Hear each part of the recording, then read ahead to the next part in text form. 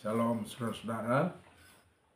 Kembali lagi saya Pendeta Christinov Mawicere menjumpai saudara-saudara sekalian dalam satu ajakan, yaitu untuk bersama-sama memikirkan satu bagian firman Tuhan yang akan menjadi bahan pembacaan dan pemberitaan firman di Gereja Masinjili di Minasa pada hari Minggu tanggal 26 Oktober sampai Sabtu 1 November 2025. Ya, ada kucing di belakang saya. Ya, anggap saja sebagai satu hal yang lucu. Dan sebelum saya ajak memikirkan bagian firman Tuhan ini untuk menjadi persiapan khotbah kita. Ini ada kucing, saudara-saudara.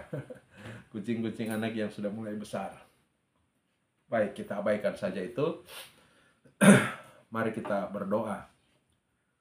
Tuhan, terpujilah Engkau, Allah yang baik, yang senantiasa memimpin dan menuntun kehidupan kami dengan firman-Mu. Kiranya saat ini Engkau mengaruniai kami hikmat dan pengetahuan oleh urapan kuasa Roh Kudus untuk memikirkan teks firman Tuhan dalam Alkitab, yaitu dari Kejadian 48 ayat 1 sampai 22. Yang akan menjadi bahan pembacaan dan pemberitaan firman Tuhan di Gereja Masinjili di Minasa pada hari Minggu 26 Oktober sampai Sabtu 1 November 2025. Kami serahkan beberapa menit ke depan ini dalam tangan Tuhan, dalam pimpinan kuasa Roh Kudus. Dalam nama Yesus kami berdoa. Amin. Jadi saudara-saudara, seperti biasa bagian Alkitabnya nanti kita baca sendiri di tempat kita masing-masing. Saya akan langsung untuk membawa kita pada pemikiran-pemikiran saya terhadap Kejadian 48 ayat 1 sampai 22 ini, di mana pimpinan gereja kita mengusulkan untuk kita memahami dan memberitakan Kejadian 48 ayat 1 sampai 22 ini dalam sebuah bingkai tema, yaitu Allah sebagai gembala memberkati keturunanmu. Nah, saudara-saudara, konteks dari perikop ini ialah Yakub dan keluarganya yang telah pindah ke Mesir. Dan kini Yakub telah tua, sakit, dan hampir mati. Keadaan Yakub yang sakit itu diberitahu kepada Yusuf yang ada di istana Mesir sebagai penguasa terbesar kedua sesudah Raja Mesir. Maka Yusuf pergi menengok Yakub.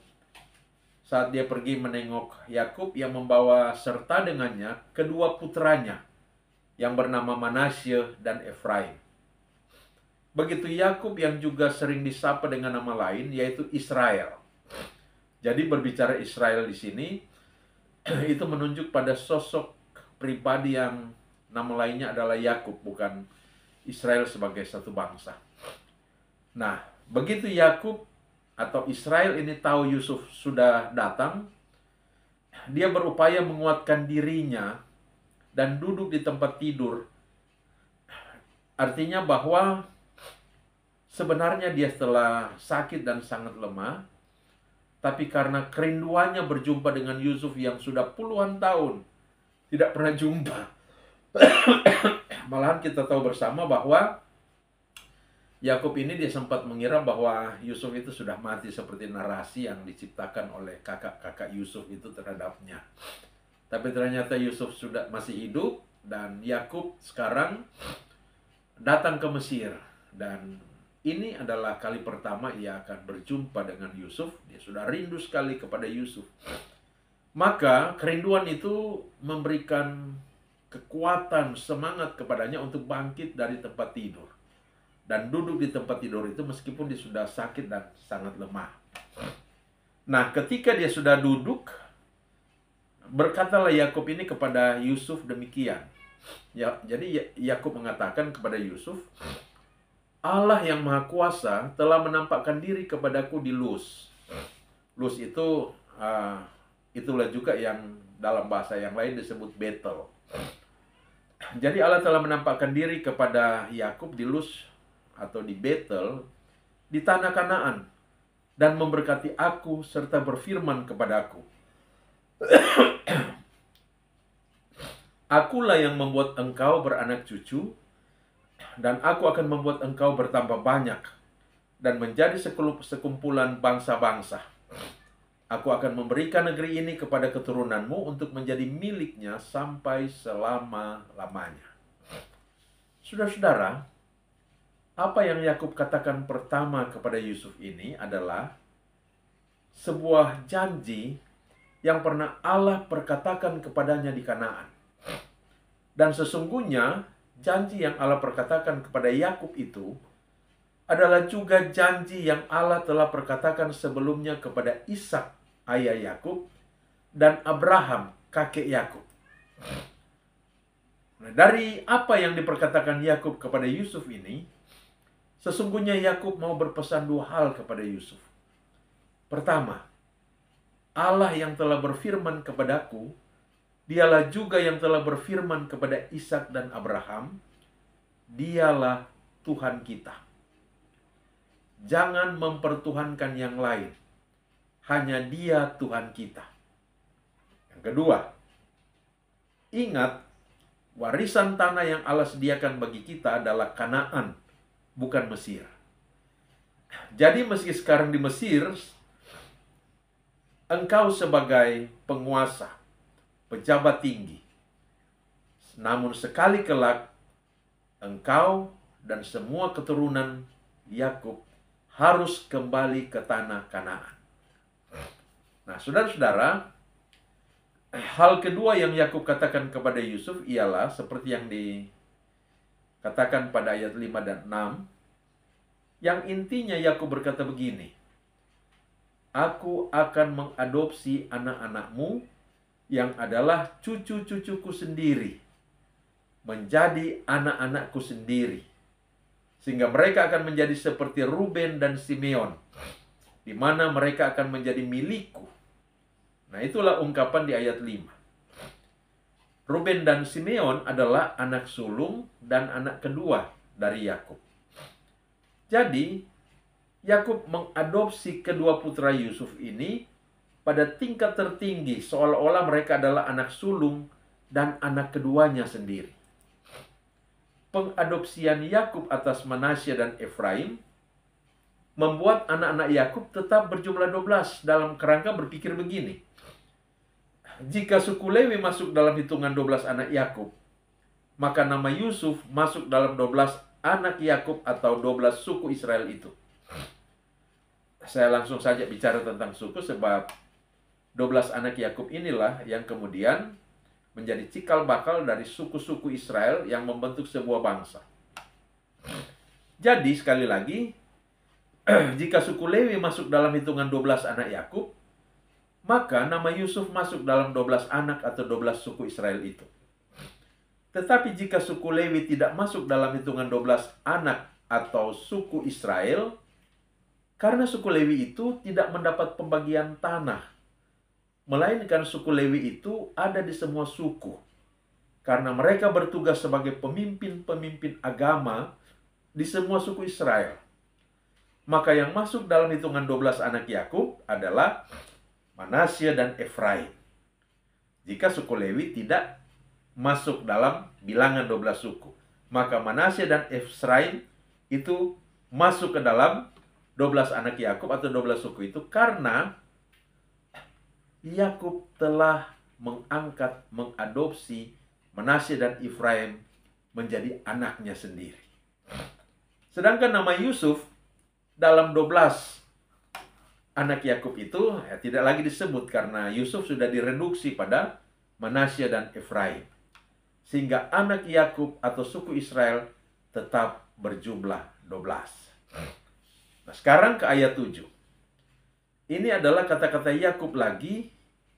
Tetapi bagi saya ketika saya datang dari Padon, Rahel meninggal di samping saya di tanah Kanaan dalam perjalanan ketika hanya ada sedikit jarak untuk pergi ke Efrata, dan saya menguburkannya di sana dalam perjalanan ke Efrata, yaitu Bethlehem. Itu adalah kata-kata sedih yang diucapkan oleh Yakub dengan kesedihan yang berkepanjangan. Israel atau Yakub mengingat kematian tragis istri tercintanya Rahel saat kelahiran putra mereka Benyamin. Ini kembali ke Kejadian pasal 35, kita bisa lihat di situ. Dan dia hanya mengatakan dengan sederhana dan pedih, saya menguburkannya di sana, yang dicatat lagi kembali di Kejadian 35 itu. Nah, sesudah itu tiba saatnya Yakub akan memberkati Manasye dan Efraim. Jadi Yakub yang matanya sudah kabur melihat ada dua orang yang bersama Yusuf, tapi tidak dapat mengenali mereka. Sehingga dia bertanya, siapa mereka? Yusuf menjawab, merekalah anak-anakku yang telah diberikan Tuhan di negeri ini. Lalu Yakub berkata, bawa mereka kepadaku, dan aku akan memberkati mereka. Maka Yusuf membawa kedua anaknya ke dekat ayahnya, dan Yusuf mencium mereka, ayahnya, dan ayahnya mencium kedua anak Yusuf itu dan memeluk mereka dan berkata kepada Yusuf, tidak kusangka-sangka bahwa aku akan melihat mukamu lagi, tetapi sekarang Allah bahkan memberi aku melihat keturunanmu. Kemudian Yusuf membawa mereka dari samping lututnya, jadi dari samping lutut Yakub ini, Yusuf menarik kedua anak itu. Lalu Yusuf berlutut di hadapan ayahnya dan mempersembahkan putranya di hadapan Yakub. Saudara-saudara, sebelum lanjut, mari kita lihat dulu arti dari nama Manasye dan Efraim. Manasye itu artinya lupa dan Efraim artinya kesuburan. Ini menjadi semacam ilustrasi bahwa seringkali kita harus melupakan rasa sakit, kepahitan, dan kesulitan, bahkan dosa-dosa di masa lalu, sebelum kita dapat masuk pada suatu kehidupan yang subur. Manasye datang sebelum Efraim, lupa datang sebelum kesuburan. Nah, jadi lanjut cerita, saudara-saudara. Yusuf berlutut dan sujud di hadapan ayahnya dan mendekatkan kedua putranya di hadapan Yakub. Nah, menarik untuk kita pikirkan, saudara-saudara, bahwa dikatakan Yusuf sujud dengan mukanya ke tanah. Saudara-saudara, Yusuf adalah pejabat tinggi di Mesir selama bertahun-tahun. Dan selama bertahun-tahun pula, dia tidak berhubungan dengan ayahnya. Yusuf adalah penguasa kedua di seluruh kerajaan Mesir. Penguasa kedua setelah Firaun. Namun tidak ada yang mengurangi rasa hormat yang Yusuf miliki terhadap ayahnya. Dia mengerti bahwa meskipun dia adalah orang besar dan terhormat, dia harus tetap menghormati ayahnya. Ini menjadi pesan penting bagi kita. Sehebat apapun kita, setinggi apapun jabatanmu, sebesar apapun kekayaanmu, tetaplah hormati orang tuamu. Sekarang, tiba saatnya untuk memberkati. Yusuf memegang kedua anaknya, Efraim si bungsu didekap dengan tangan kanannya. Berarti tepat di depan tangan kiri Yakub. Dan Manasye didekap dengan tangan kirinya, tepat di depan tangan kanan Yakub. Kemudian Yakub mengulurkan tangan secara bersilang sehingga tangan kanannya diletakkannya di atas kepala si bungsu Efraim dan tangan kirinya diletakkan di atas kepala Manasye. Artinya apa, saudara-saudara? Yusuf sengaja membawa Manasye ke depan tangan kanan Yakub agar diberkati dengan berkat kesulungan oleh tangan kanan yang dalam kepercayaan waktu itu sebagai tangan berkat. Yusuf telah bertindak sebagaimana seharusnya dia bertindak. yaitu menyodorkan anak sulung untuk menerima berkat kesulungan dari tangan kanan Yakub. Tapi Yakub meletakkan tangan kanannya memberkati anak yang di sebelah kirinya, yaitu Efraim. Jadi Yakub dia menyilangkan kedua tangannya, sehingga yang kanan memberkati yang ada di kiri, yang kiri memberkati yang ada di kanan. Nah, saudara-saudara,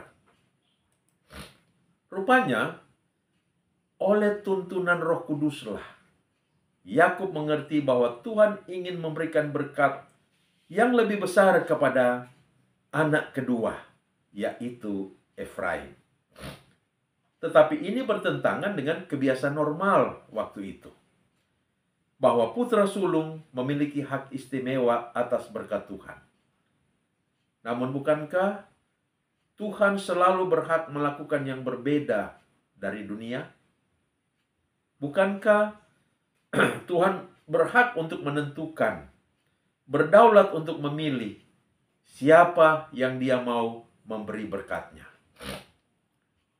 Saudara-saudara, selanjutnya dalam ayat 15 dan 16, Yakub memberkati mereka. Dimulai dengan memberkati Yusuf, lalu kemudian ke anak-anak Yusuf. Jadi kita dapat membayangkan dengan tangan tersilang di atas kepala Manasye dan Efraim, Yakub berkata, "Nenekku dan ayahku, Abraham dan Ishak, telah hidup di hadapan Allah. Allah itu sebagai Allah yang telah menjadi gembalaku selama hidupku sampai sekarang, dan sebagai malaikat yang telah melepaskan aku dari segala bahaya. Dialah kiranya yang memberkati orang-orang muda ini, sehingga namaku serta nama nenek dan bapakku Abraham dan Ishak termasyhur oleh karena mereka, dan sehingga mereka bertambah-tambah menjadi jumlah yang besar di bumi." Saudara-saudara, dalam rumusan berkat Yakub ini terkandung beberapa hal. Pertama, pengajaran bahwa Yakub dan ayahnya Ishak serta nenek moyang atau kakeknya Abraham telah hidup di hadapan Allah.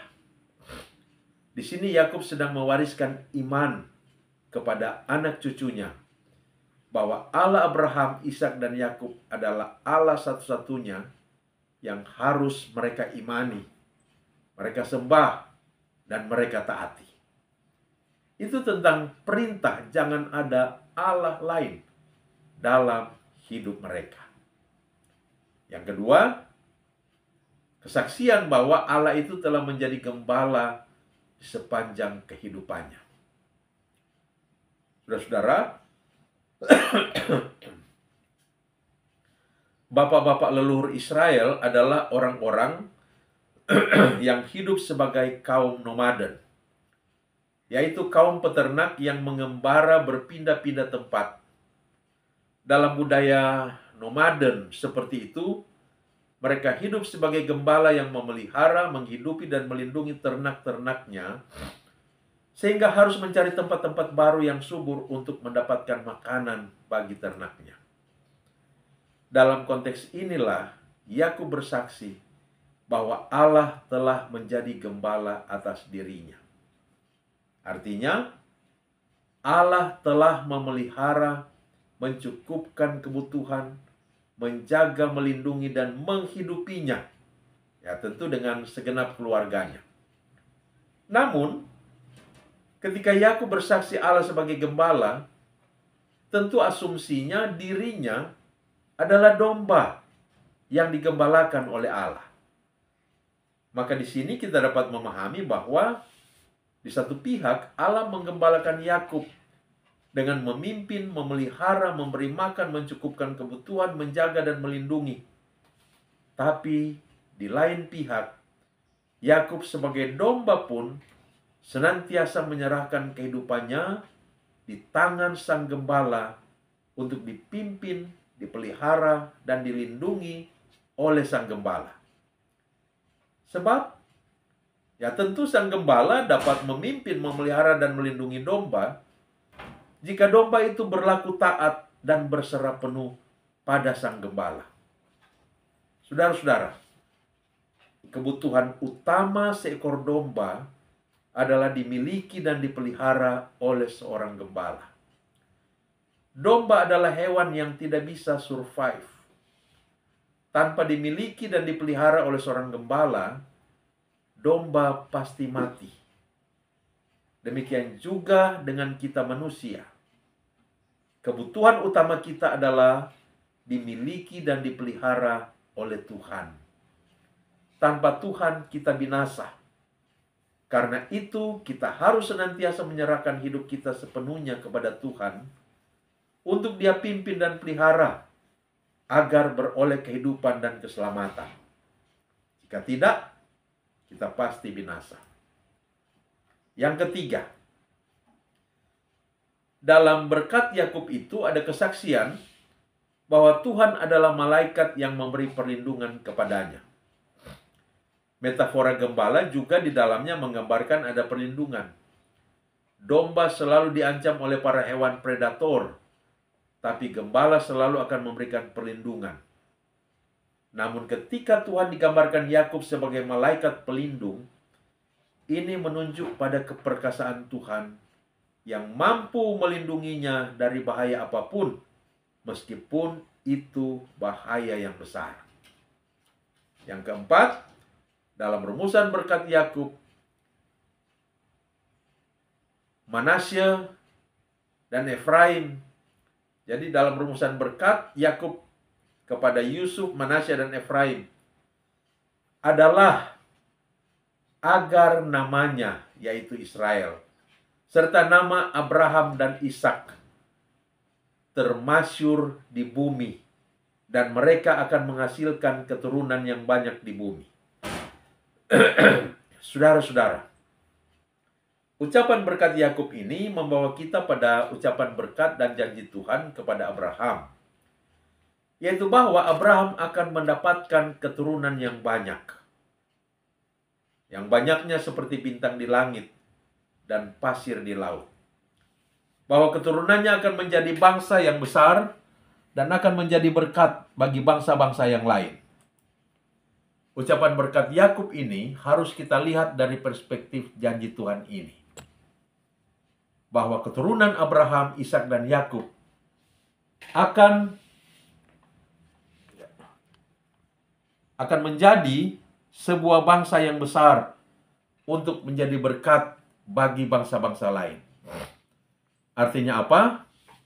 Artinya Tuhan menciptakan Israel menjadi sebuah bangsa dari keturunan Abraham, Ishak dan Yakub, agar mereka menjadi berkat bagi bangsa-bangsa lain, yaitu agar mereka bisa memperkenalkan Allah yang benar kepada bangsa-bangsa lain yang tidak mengenal Allah, dan agar mereka memperlihatkan cara hidup yang benar sesuai hukum-hukum Allah kepada bangsa-bangsa lain yang tidak mengenal Allah dan hidup dalam berbagai dosa dan kejahatan itu. Saudara-saudara,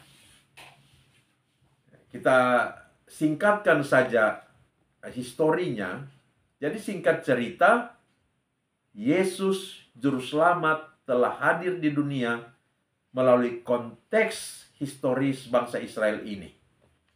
Sehingga keselamatan hadir di dunia ini melalui Israel. Itulah tujuan janji berkat Allah kepada Abraham, Ishak dan Yakub. Dan itulah juga maksud yang terkandung dalam berkat Yakub bagi Yusuf dan dua anaknya. Jadi, ucapan berkat Yakub kepada Yusuf, Manasye dan Efraim adalah kiranya Tuhan yang telah menjadi gembala yang memelihara dan malaikat yang melindungi akan senantiasa menjadi gembala yang memelihara anak cucunya dan malaikat yang melindungi mereka supaya mereka boleh beranak cucu bertambah banyak untuk menjadi sebuah bangsa yang besar dan termasyur dalam rangka menunjukkan Allah yang benar dan bagaimana seharusnya hidup benar di dalam dunia ini.